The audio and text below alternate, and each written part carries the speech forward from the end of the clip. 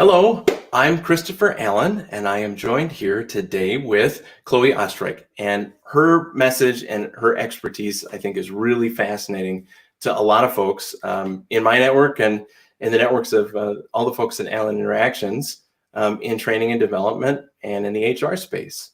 And so, Chloé, can you give a little introduction about you and your business, and then I'll try to give us a nice segue and transition into why I think it might be really applicable.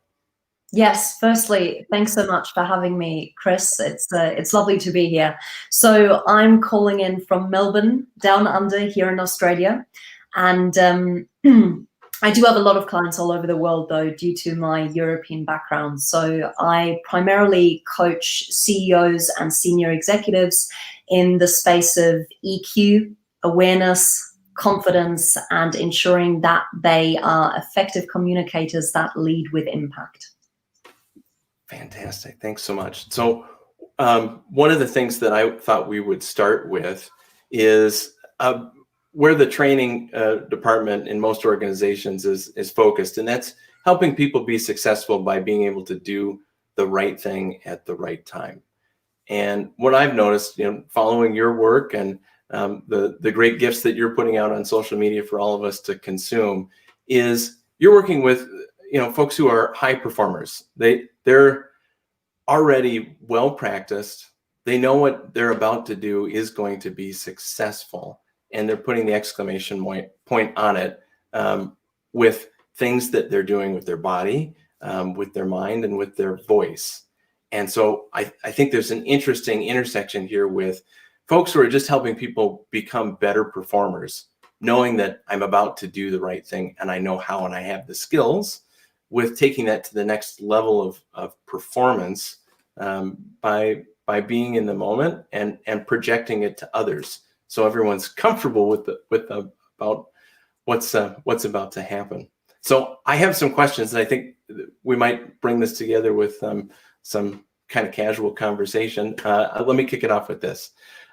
So skilled people who can do the right thing at the right time often fail in their performance because they do what with their body, what with their voice, often leads to missing the opportunity.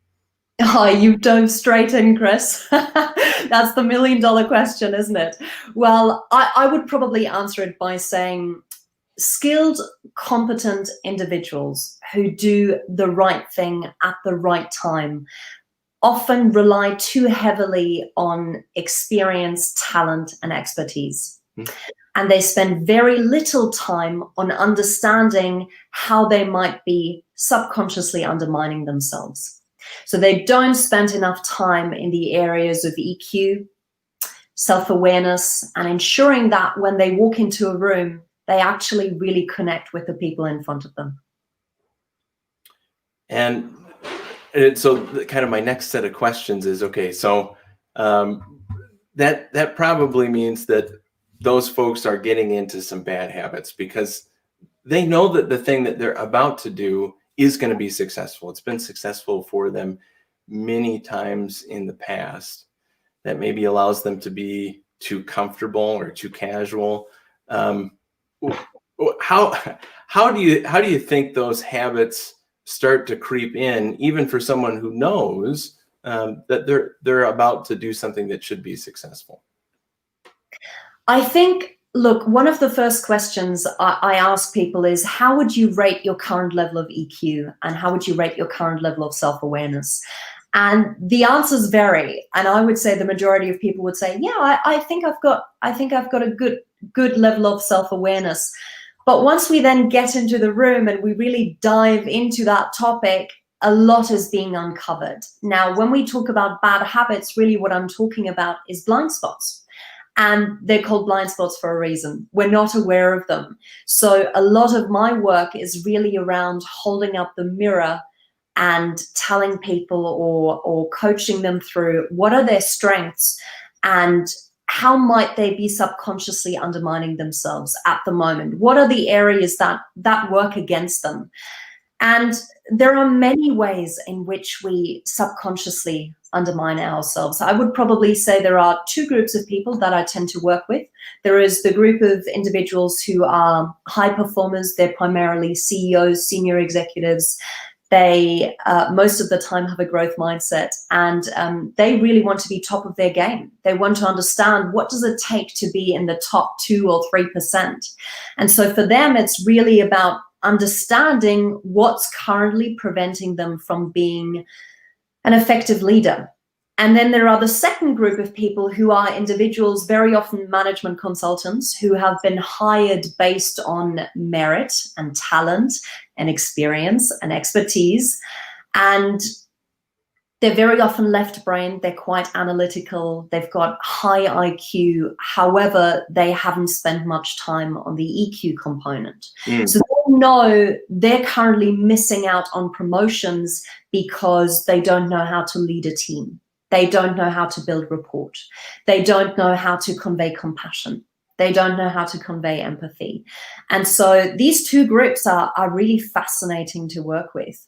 And I suppose, you know, there are so many crossovers in what each of these individuals are doing that's not working for them, or that's preventing them from being as effective as they can be. That's really interesting. I think one of the things we've discovered in training is that really good students will go through a course maybe 3 times. The first time that they go through a course, you know, they're trying their best. The second time, they've maybe taken some notes and they'll try to beat their score from the first time. And the third time that they go through, they try to make all the mistakes that they possibly can, because they're interested in getting the feedback. And it's a small percentage of students who will do that, but those folks are really motivated. They're really curious, and they are, as you're saying, you know, they're trying to take their performance from being, you know, at the top percentile and pushing it just a little bit further. For our other group of performers who are very analytical, where do you think their commonality point in identifying that they do need help, they would benefit from a coach, starts to appear? Are there a set of behaviors that are pretty common where someone will finally raise their hand and say, I need some help? Good question. I believe it's because we're talking about blind spots. People are simply not aware, right? They're simply not aware of it. But one helpful question you might want to ask yourself, and I think anyone should ask themselves after every meeting, encounter, keynote, presentation, video conference, is to really sit down, take a moment, reflect, and ask yourself, could I have been more effective? Could I have been more impactful? And if the answer is yes, and I would take a guess and say the answer is always going to be yes, right, if you have a growth mindset, then I would urge you to really take charge and invest in the personal and professional development, in your own personal development, because it is what's going to set you apart from all of the other management consultants who are simply doing their work and just shining because of their experience and expertise. But it's incredibly rare to find people who have IQ, a high IQ, who are very analytical, who are very rational, but also who have the level of EQ, and they're able to connect, and they're able to be vulnerable, and they're able to come across as confident, competent, and trustworthy. And it's interesting, Chris, because when I started my consultancy 7 years ago, it was almost at the perfect time where you've had big corporates, primarily management consultancies, come forward and say, we've come to realize, and this is the case especially here in Australia, we've come to realize that EQ matters more than anything. Soft skills are now more important than hard skills. And the reason why that is because most people are overqualified. Yes, most people have multiple degrees here in Australia anyway, the lucky country. country. But you know, so it doesn't really matter so much anymore whether you've studied at an Ivy League university, or you've taken a gap year, or you've traveled and done all of those things. What really matters is whether you can bring your whole self into an interaction, and whether you can display all of those traits, whether you can connect with people. The reason why that's important is because people buy from people. Yes.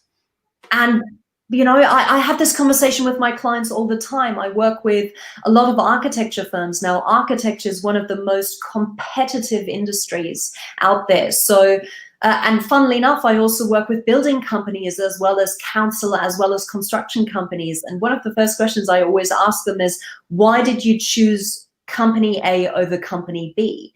And the response is always, because of the people. Mm-hmm. Because trust that these folks are going to be not just great architects, but also great consultants. They're also going to keep me in the loop. They're going to be great communicators, and I trust them.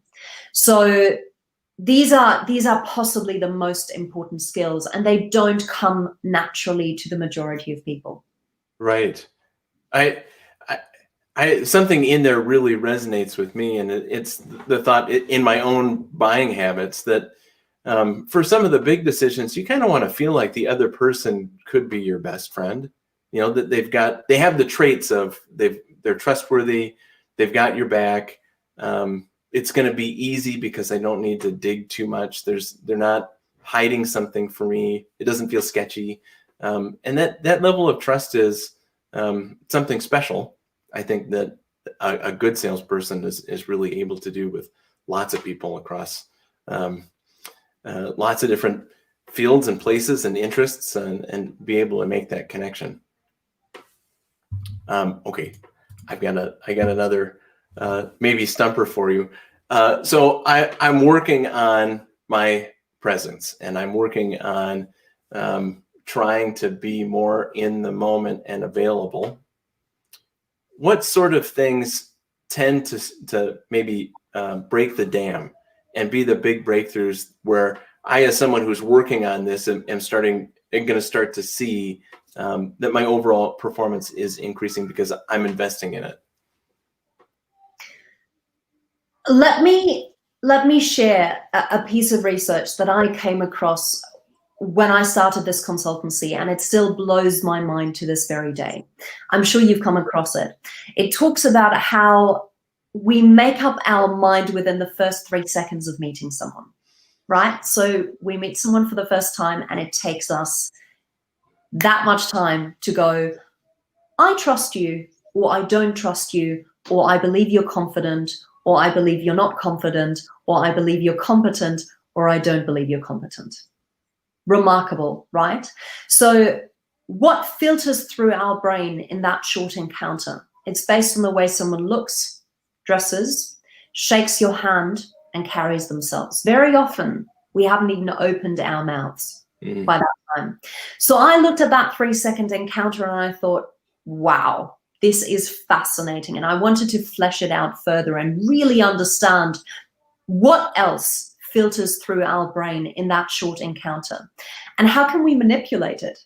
Because this is really around perception. So I've divided it into 3 main components, which is physical, vocal, and mental. I believe these are the key main areas that make up presence, or that make up confidence. And by the way, to me, confidence equals presence, and presence equals confidence. So we've got vocal, we've got mental, and we've got physical confidence. Now, underneath those, we've got a number of other subcategories that really make up the bigger picture. And some of those you might already guess. We're talking about body language, we're talking about gestures, we're talking about voice, we're talking about breathing, we're talking about pace, we're talking about tonality, clarity of thought, receptiveness, the list goes on. So when we talk about breakthroughs, some of the breakthroughs really happen once we identify what areas are you currently not aware of. When you walk into a meeting, when you introduce yourself, what are you aware of and what are you not aware of? And this is different for every single person. And some people might say, funny you say that, or funny you ask me, because sometimes in these situations, I'm very aware of my body language and gestures. And then there are other situations where I feel like I'm being undermined, or I feel as though I weaken, or I feel as though I run out of breath, or I feel as though I'm speaking a lot faster, and that's where I lose my credibility. So to achieve breakthroughs, we actually need to dig into what's currently preventing us from being that effective, or from being perceived as confident, competent, and trustworthy. And I like this model, Chris, because you can make it tangible. The whole concept of confidence is often this elusive theme where people go, I want to gain greater confidence, or I want to be perceived as competent. But what does that actually mean, right? And one of the first things I say is, let's break it down. And the way we break it down is we look at the physical, the vocal, and the mental. Again, I want to stress that this is besides experience and expertise. That's a given. Okay, if we don't have that, we'll get caught out very quickly. But given the caliber of people I work with, that is a given. They are experts in their field. So we then look at, okay, where should you shine your light on? What are your blind spots? Where can you improve? And if it's just 3 seconds, we, as the people who might be judging others, we're not going through that list. Is that maybe why we kind of go, confidence is elusive, because we make that judgment quick, and we're not going through, well, it's, we got 1, 2, 3, 4 on the list of confidence, but 5, that's where we've got some areas to work on, right? Spot on. You raise a really good point. Having said that, though, Chris, I was really curious. I asked myself exactly that same question. I really wanted to understand, what do people actually take into account? How conscious or subconscious is it? And so I did a little experiment last year with a client of mine who was hiring for a new position. And I watched the interview process. And it was a man and a woman and a man. It was 3 candidates. And he ended up choosing exactly the person that I thought he would choose. And I thought that was fascinating, right? Why? Why did he choose that person? Now, on paper, they all had exactly the same level of experience. So it wasn't based on that. So we sat down afterwards and we did a debrief. And I did ask him, what made you go for that particular individual? And one of the sentences, or one of the statements, a number of the statements that he shared was, well, I felt as though when I asked person X that particular question, there was a lack of confidence. Or I felt as though when they shifted in their seat and they avoided eye contact, they were perhaps lying. Or I felt as though, and so isn't this fascinating? It's universal, right? And it's also universal that when we walk into a networking room and we don't even need to have talk to anyone, we very quickly identify who do we believe in this room has the confidence and competency and who doesn't. And that's very often based on the physical and the vocal. Fascinating. So I'm working from home. I think lots of people globally are. Many of the characteristics that you were just kind of going through that would be the hallmark of having a strong presence, or being able to project your own confidence, sound like they're physical related. We need to be close in the same room. Are there some good tips or tricks that one ought to be doing because we're at distance? See, I used to think like that too. And I used to have a very fixed mindset around, I can only do my coaching sessions in person. Not true. I think if this pandemic has taught us anything, is that anything is possible, for better and for worse. And you're spot on. The way we now do business is happening via video. Lots of people are doing their pitches. Lots of people are going through tenders via video. This takes skill. This takes a certain skill set. And I've had a lot of conversations with my clients over the last few weeks and months. And one of the questions I've asked them is, how have you adapted to this change, to this new way of working? And the response I usually get is, oh, it's been fantastic. We've adapted really quickly. Our staff is, doing really well. We've got all the gadgets. We've got the webcams. Everyone's doing well in understanding their lighting. So, all fantastic. And then the second question I ask is, how do you make sure people aren't falling asleep after 5 minutes? And there is this long silence. And so I think we've got the foundation down pat, but what we haven't paid attention to is, how do we make sure we actually keep people engaged over a long period of time? Because, we talk about Zoom fatigue. What we're doing here day in, day out is exhausting. It zaps our energy. And so what is required of us is to inject or bring a certain energy in front of the camera. It's a lot more demanding than it is to do in-person meetings. So coming back to your question, one of the biggest mistakes or downfalls I see is that people don't prepare. They actually don't prepare. They just turn on their camera and we're having meetings just for the sake of having meetings, but they're not very intentional, number one. Number two, half of the people have their cameras on and half of the people have their cameras off. What's with that? It's bizarre. I don't understand why you would do that. You're speaking to blank, empty faces.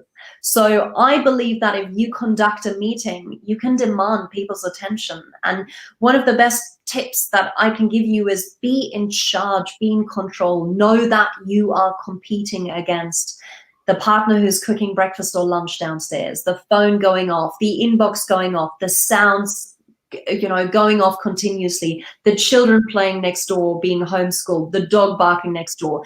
There is so much that you're competing with. So one of the first tips that I can give you is be in charge and take control of the situation. Go, hey folks, we've got 20 minutes. I'm going to keep this as short as possible, but to make sure that I don't have to compete against all of these other things, can I ask that you please turn off your inbox so you don't get distracted? Another common mistake that I see people do, and it just shows how narcissistic us human beings are, is that most of the people, when they talk, they look at their own self-image or all the other participants who are drinking their smoothies or eating their breakfast bowls. Not important and not effective. One of the ways in which we build rapport and one of the ways in which we build connection is through eye contact. So you have to train yourself to stare into the black, empty hole that is your camera. When you're not speaking, of course, you can take social cues and you can look at the other people to make sure that they're still with you. But while you're speaking, it's really important that you don't get distracted by the other images, but that you really train yourself to look into the camera. That's a good one. I only recently discovered, because someone pointed it out to me yesterday, that there is a way to turn off my image on Zoom, right? And I'm sure lots of other people have had the same experience across lots of different web platforms. When the camera is on, it is hard for me not to look at how goofy do I look on camera. And the moment that you turn that off, it's like there's a whole level of cognitive load that just completely melts away. I do find it now interesting that I'm looking now at more people, not just the person who's talking while they're talking. But it's hard, I think, to be able to take a step back and trust that you're doing the right thing. But it's made it easier for me to communicate, I think, when I'm not looking at myself. Okay. Well, a lot of really, really wonderful tips. This has been terrific. I got a couple last things here on follow-up. So I'm interested, and I bet a lot of other folks are interested who are listening here today.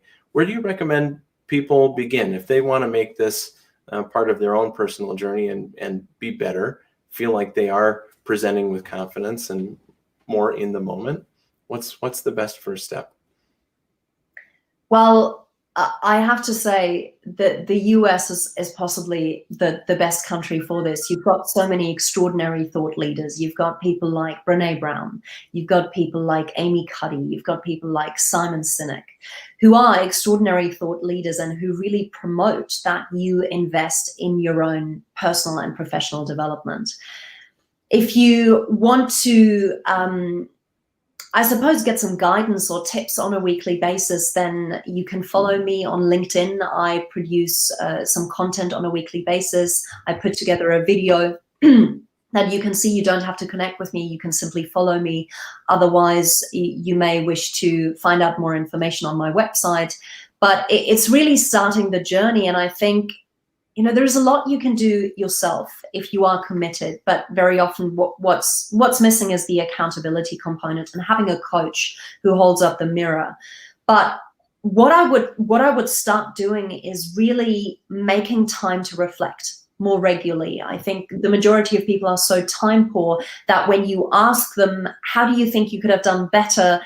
That question is very often met with an empty stare or a blank face, because people haven't really had the chance to go, let me ever think about that.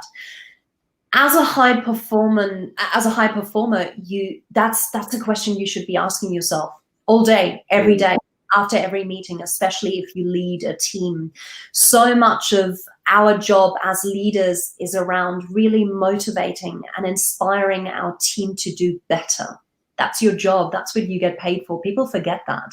People think they get paid for just, you know, reaching certain targets. Yeah, that's one part of it. But you also have a team of people who you need to motivate and inspire to do better. And I think it really, really helps to take 5 minutes every day and sit down and go, what did I do well? What could I have done better? And how do I make sure that I improve in these areas? Thanks so much for joining me today, Chloé. This has been really helpful. Great nuggets. I think more than just about anybody could hope for in a setting like this. I've shared your website here, and regardless of what platform that you might be watching us on today, in the comment section, you will find a way to reach out to Chloé. And I invite everybody to take a look at a lot of the resources that you have. There's some great stuff, and I really appreciate you sharing your expertise with us today. My pleasure. It's been wonderful. Thanks for having me. You bet. Thank you.